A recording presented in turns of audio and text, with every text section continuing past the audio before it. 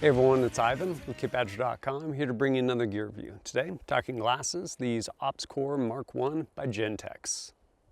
Well, you can choose to wear or not wear protective lenses when you're out shooting. I find the idea of losing eyesight a pretty compelling reason to make sure I wear eye protection.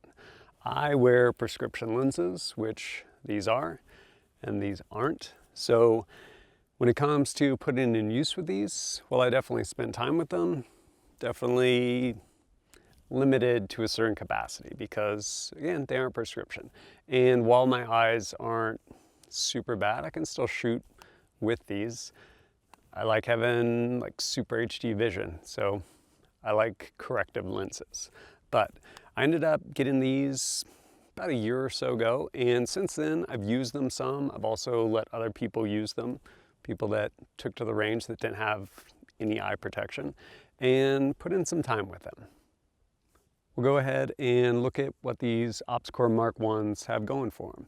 If you're unfamiliar, Gentex, which is the parent company Ops-Core, they kind of do a lot of stuff with helmet-borne systems.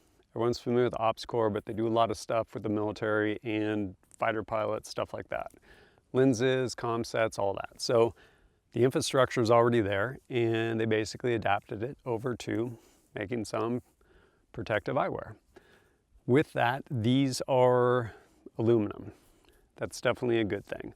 On the one hand, depending on how these fit you, you can adjust them. So if you have something with plastic frames, a couple of different things. One, these may kind of feel like they're maybe a little more durable. At the same time, these can be bent. Cuts both ways. Yes, you will probably be hard, well, I don't know, I don't want to break that.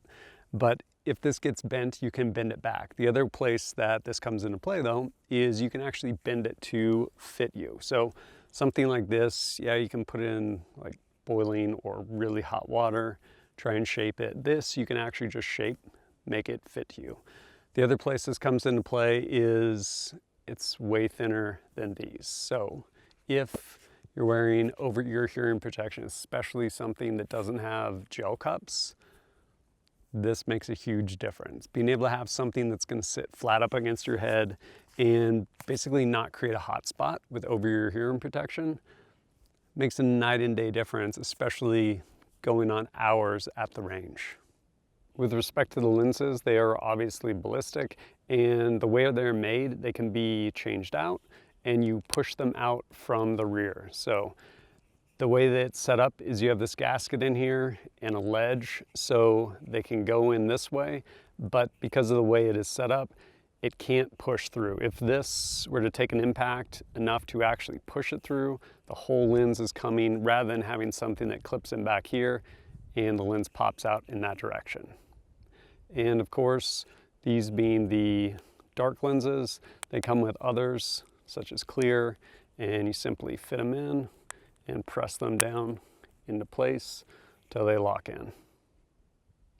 Usually don't go in for just destroying things for the sake of destroying things. Everything can and will break when you push it hard enough. You can burn out suppressors regardless of what they're rated for, all that stuff. It doesn't matter. You can abuse things and they will break. But to the end of prescription, or I'm sorry, ballistic lenses and how well they protect you, I was kind of curious. And since these came with two lenses, decided to sacrifice one set. So I took them out.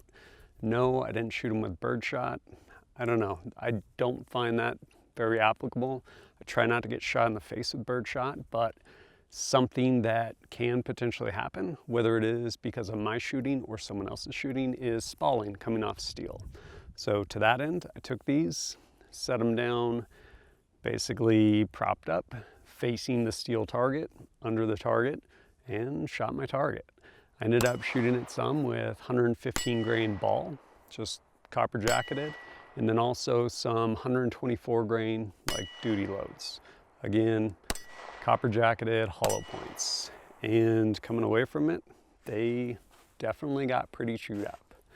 Especially this one little piece that punched almost all the way through, but got hung up on the lens. What does this tell us definitively?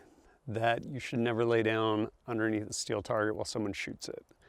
And on top of that, these will pretty much stop that spalling in the most dramatic fashion, i.e., should you be like 3 feet away from a steel target when someone's shooting it with copper jacketed ammunition. And yeah, the rest of your face probably would not feel very good, but you would be able to see, and that's pretty valuable. While these don't have it, something cool about these is you can replace the inserts if they end up getting too worn, and you can also actually get foam inserts. What the foam inserts do is essentially give you protection on this backside, almost helping you kind of create a seal so that if you're really windy, dusty environments, don't get dust in your eyes. If you're looking at picking some up, they come in a number of different colors, obviously black as well as gray, tan, and a green. Lens choices, obviously tinted as well as clear, and a couple different variations of laser protective lenses. So kind of think military use, infrared lasers, keeping your eyes safe there too. Are they expensive? I don't know. If you're looking for sunglasses, maybe about 210 bucks. Are they expensive compared to going blind because you caught some spalling in your eye because you chose not to wear any eye protection? Probably a pretty good deal in that respect. Honestly, they do a good job. They're not prescription, so until I get prescription lenses, probably won't be wearing them much more than the little bit of time I did spend with them. I again do like the fact that they are aluminum, super low profile, especially over your hearing protection, and you can essentially fit them to you. If you end up picking some up and have time with them, let me know how they do for you. And if you appreciate my content and want to support it, I would greatly appreciate it. Whether it's going over to kitbadger.com, picking up target pads, stickers, patches, any of that stuff, or supporting me through Patreon, or maybe picking up shirts through Ballistic Ink or Teespring. All of it helps greatly. But as always, thanks for joining us at kitbadger.com. Look forward to seeing you next time.